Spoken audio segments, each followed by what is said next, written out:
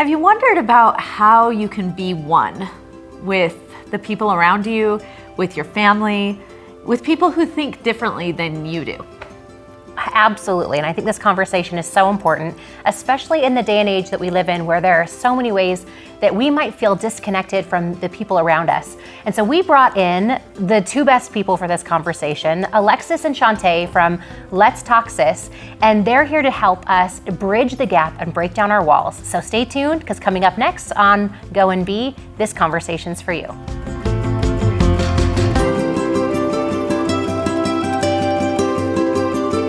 Hello and welcome to Go and Be. We are here today to talk with Alexis and Chanté, and I have been so excited. They have the popular Instagram Let's Talk Sis, where they talk all about being one. So Alexis, you are a gatherer of people. Yes. And you love to gather people around you. I do. And you like to come up with things and then recruit everybody around you into what you're doing. Yes, and I've been doing that since I was a little girl. Like, even the neighborhood kids have stories about what I planned and how I gathered everyone together and we went and did. And sometimes I think my sister has to dial it back just a little bit. No, but it's an innate gift. It really is. And people love it. They just love to be around her. Oh, yeah. I love that. And then Chanté, you are a teacher. And your greatest passion is to inspire young people and children to be their best selves, right? Yes, yeah. What grade do you teach? Well, I actually don't teach school. I've grown up, I shouldn't say I've grown up. I've taught dance for the last 15 years. And I've had the opportunity to teach kids with special needs. And I just feel like it speaks to me because you can give them something that builds their confidence and helps them grow. And I just have a passion for sharing what I know. And she's gifted. Like, seriously, I have watched her teach before, but even as an adult, seeing her in different settings, like even just going to your class at a university and sitting in on it and being moved to just see her passion and the energy that she gives all of her students. And I think she's pretty great. We like each other a lot. Yeah, I love that. And it seems like you guys love to increase self-esteem in people around you, and that's what you're about. Yep, Yes. it is. Yeah. So we're so excited to have you. And what we just talked about is the whole reason why you are the perfect people for this conversation today. Because we want to talk about what it means to go and be one. Just like in the Doctrine and Covenants in section 38, verse 27, it says, if ye are not one, ye are not mine. So when you think about this subject and about this conversation, how can we as friends, as neighbors, as strangers, come closer together and be one? Even if we can't have backyard parties. Yes. Yeah. This is something we talk about all the time, and it's sort of, like you just said, our platform, what we like to discuss. And we've both been through some trials and difficult things that I think really helped us to stop seeing people's actions and start seeing people and seeking to feel their hearts and to feel their pain with them. And all of a sudden, these barriers come down of, we have differences, or why are they doing it that way? I would do it this way. That sort of dissipates as we connect. We really try and seek that connection. I love that. What else would you add to that? I would add to it that it's hard. I don't think Yes. it's something that is easy. I think there are people that have maybe these spiritual gifts where it comes a little easier, but I think of even some of the specific experiences that we've had, we still have to be intentional about it. Where it is to understand that sometimes the actions may not make sense to you, but if you can understand the emotion or the pain behind those actions and recognize that someone's experience may be different from your own, and then that shifts their perspective, that it just makes this world of understanding, because we've all felt pain before. Absolutely. Right. And even if it's for different reasons, to identify, and it's gonna kind of get me emotional, but just like we've had that broken, tender heart, and to see that in other people, it provides that connection, and we can be one as human beings. And so to respect difference and love and embrace that, but also recognize that connection in our hearts that we all have. So I'm so sorry. She has this great question that she's about to say, but I have to tack onto this really quickly. I would love for you to share, if you could summarize, what do you think is the biggest thing that holds people back, or that has us put up these walls that keep us from having those types of connections? That's a really That good is a question, hard because I question, think yeah. there's a few things. I think we fear the unknown. And we look out at people and we know our own understanding, and that's comfortable. It's an easy place to sit in. And so to see why someone's doing something so foreign to us, it's uncomfortable, and it's human nature to avoid those fearful, uncomfortable places. But I think if we can steer around that, and I think one of the most simple Christ-like attributes is empathy. And so to maybe take a step back and say, this might be uncomfortable and this might be unknown, but if I can look at it from their eyes and their perspective, not from my own, then all of a sudden, all of that stuff kind of sheds and it's not as difficult.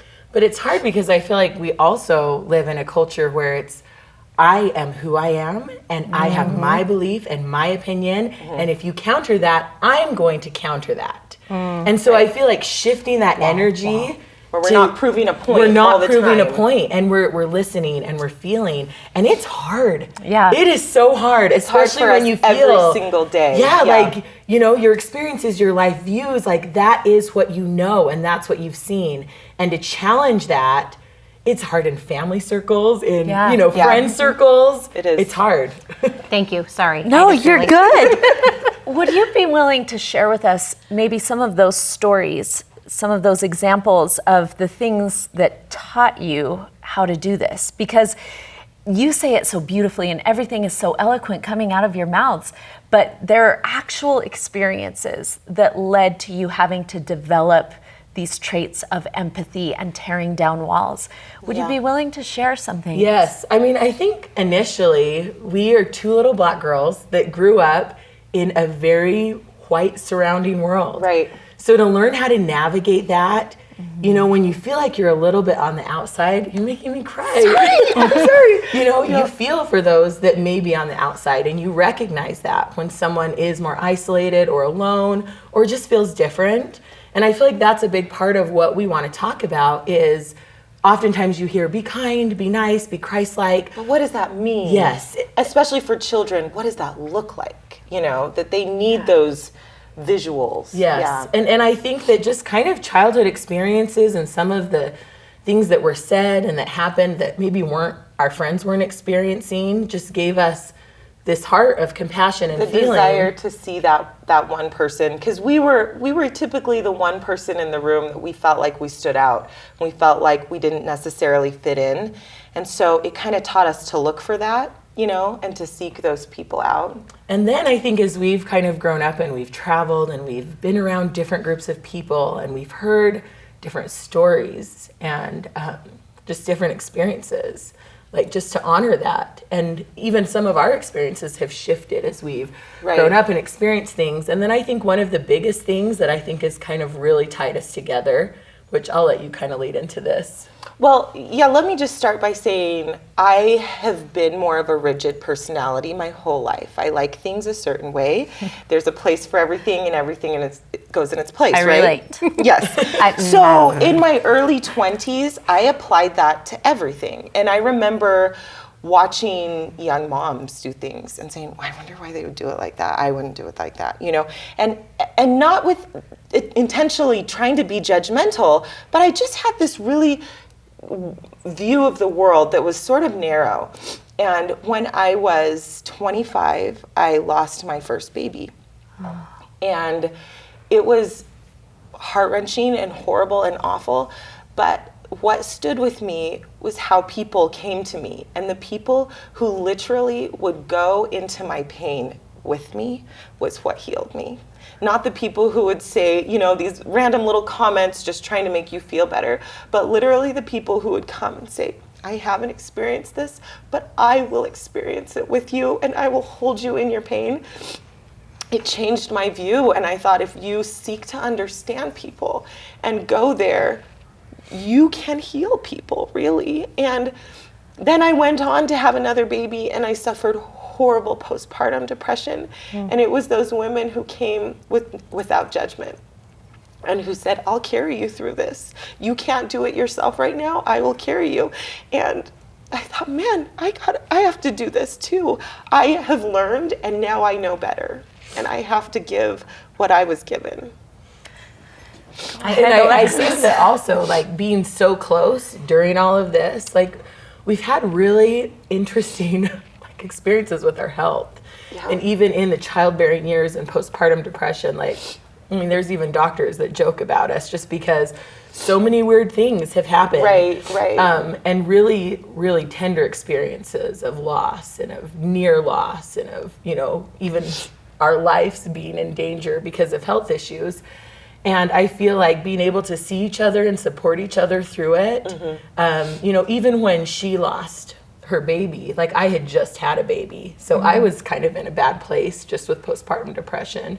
And then watching her through it, like just broke my heart open. But I had a friend who had lost a child and she said, take care of her basic needs.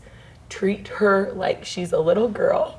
And that she can't even feed herself or get dressed or do her hair. And that was like the best saved advice. My life. It saved my life. You know, the morning of my son's funeral, she came over and I just sat there and she curled my hair and did my makeup. Things that if you haven't been in that place of pain, you wouldn't even think to do. But she came there with me. And I literally mean it when I say people carried me through. And that's what we've kind of taken as, you know, what we have to do for others is to, and you can't carry someone unless you literally feel and see their pain. I think what I love most about that is just sometimes I'm reminded that we were not sent to desert islands, you know, with a whole bunch of books and said, hey, I'll come back and get you when you're done. Learn as much as you can. We were sent to populated areas, and some more populated than others, but we were sent with humans. And part of our existence is figuring out how do we help each other? How do we love each other? How do we give each other space sometimes, but then not letting the space keep us from diving back in again. And I think we get in this place where we're so careful about putting up our walls or making sure we feel secure that we forget to see others. And sometimes it's even in our own trials. And yet at the same time, I have found that sometimes in my own trials, if I can get out of myself and over across the wall, I am so much better at navigating my own thing as I am about doing it. So what kinds of... Thank you. Do you guys want some? Sure, thank you. What kinds of thoughts do you have in terms of somebody who might be watching right now thinking, I am in my own space, I'm in my own heart, I'm in my own hurt. What kinds of thoughts would you give them in terms of showing up for someone else even if they don't feel like they can? Yeah, that's a great question. That is a really great question. Because I think we've both been there where you're in that black hole and you feel like I should be doing this, but you're so internalized. Well, and I think for me, it's just recognizing I don't have to have it all together. Amen. And I don't have to come in a fake way where I'm like, hey, you know, how are you doing? Or like I can be raw and I can be hurting and I can still love and I can still connect. And I feel like some of the experiences that we've had as sisters is, I even remember there was a time I had a really crazy experience after having a baby. And I had this large tumor and it almost ruptured. And then anyway, lots of things happened and there was a lot of trauma around it. And during the months after, I didn't want to go anywhere. I didn't want to see anyone. And I just wanted to be completely by myself and completely alone. And I remember Chanté would call and she'd be like, even though you don't want to, just do it because I promise it will help. And I've been there. And I remember even going to my birthday gathering. Do you remember this? I do, and I did not want to go. And she encouraged me. But just even being there and letting people know, like, I'm really not in a great place. And I can't really put on a smile, but I'm glad and I'm thankful for your company. I feel like was a really good experience for me to understand, like, I don't have to show up perfect. And I can show up how I am. And I did. I felt better and I needed to be around people. And I was so thankful for her little nudge. So you grew up having these experiences.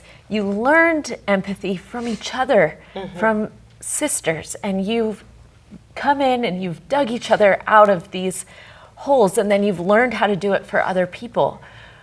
What do you say to today's women?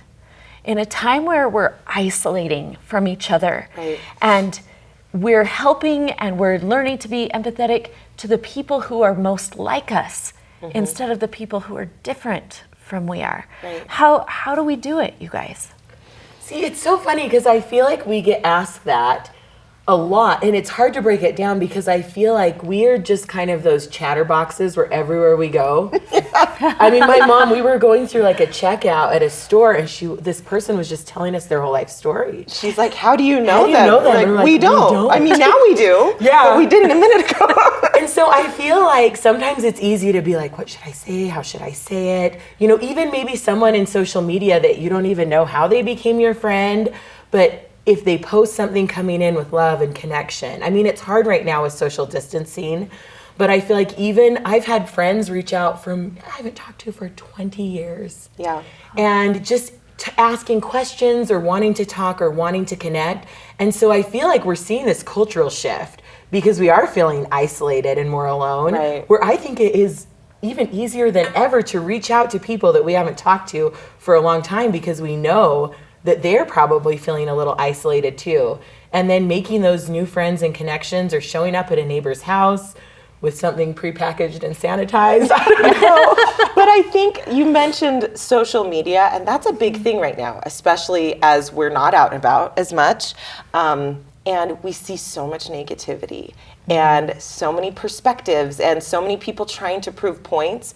And this has been a goal for both Alexis and I, is to read something that we don't understand, that might even trigger us to anger or frustration, and then sit with it and say, why am I feeling these ways?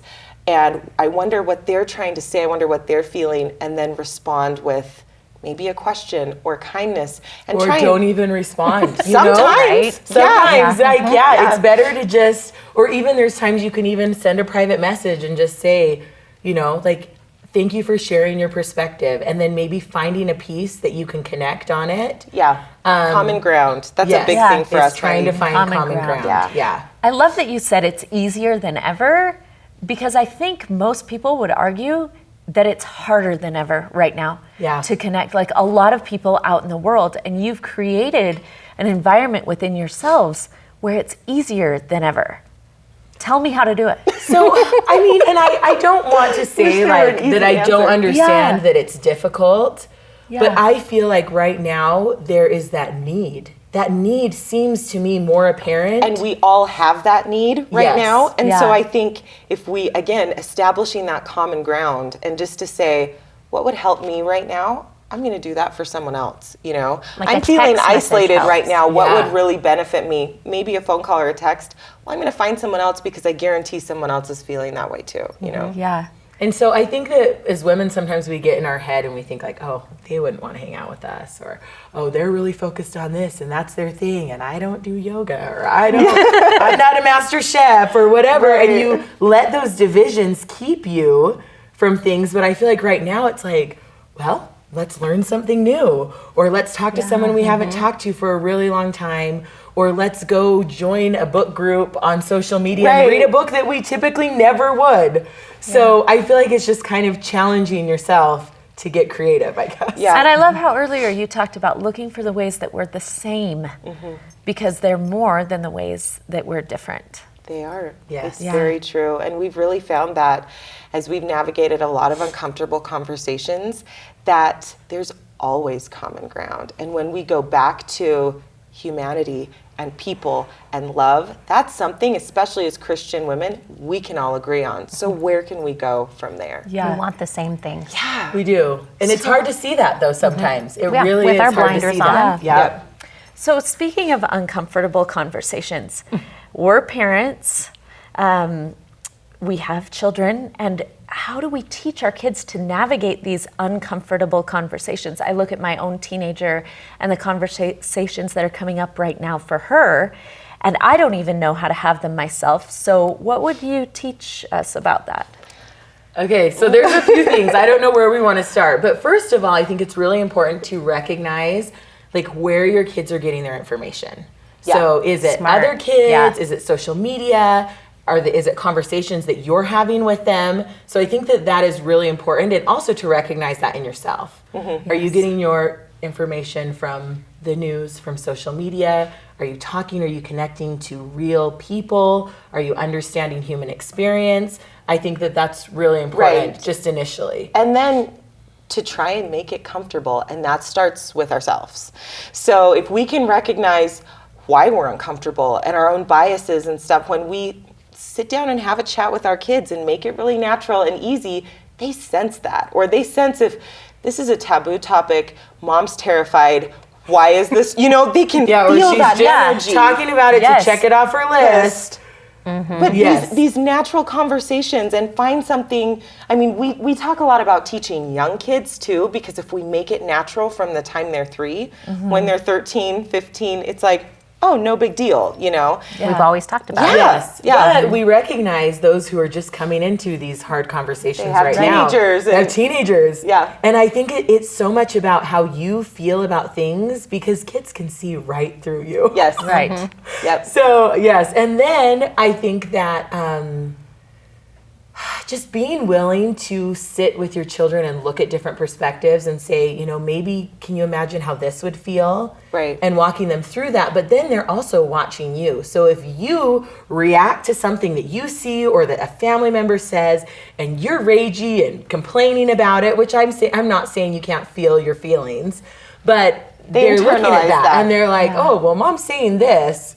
But she's sure fired up at Uncle So-and-so right now, and she won't look at his perspective. They'll process the things we say, but they'll internalize our actions. And so it's teaching from how we feel and how we believe, and sometimes it's shifting our beliefs and being comfortable with things we weren't comfortable with. So Yes.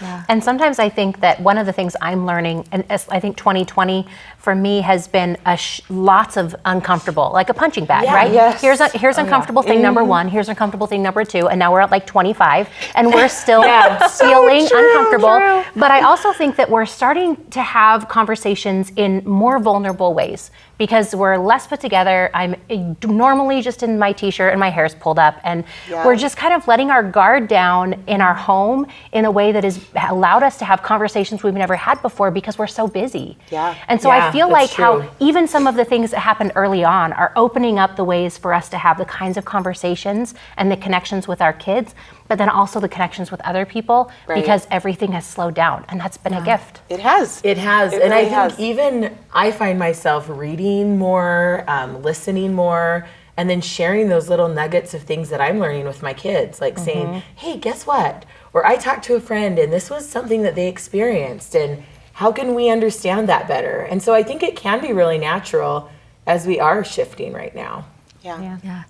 So if you could leave our audience with one piece of advice, and we'll give you both the floor, one piece of advice on how to go into the world and be one, what would you say? I'll let you start. Okay, I will start. I would say that you have to pray to feel that feeling of fear to go away, because I feel like sometimes we get in our head so much, and I think to be real and authentic and to move, where it's have that conversation, offer to do something, connect. Even with some of the things that I've been involved with my kids' school, I could have sat back and thought, oh, they don't want my help, or they don't want my support, or they don't want the things that I've learned. But offering to jump in and to do and to connect, maybe even, when it's appropriate, inviting a family that you don't know very well over to dinner. But I just think it's shift from fear into action and just do, and know that we're all learning and we're going to make some mistakes along the way. But if we don't do, we'll never do.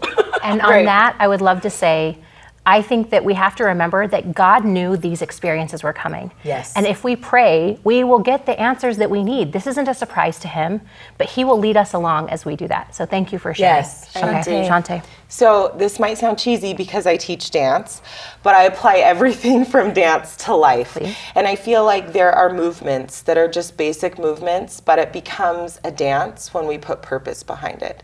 And so if we can know our purpose internally, for me, it's to love and connect with others.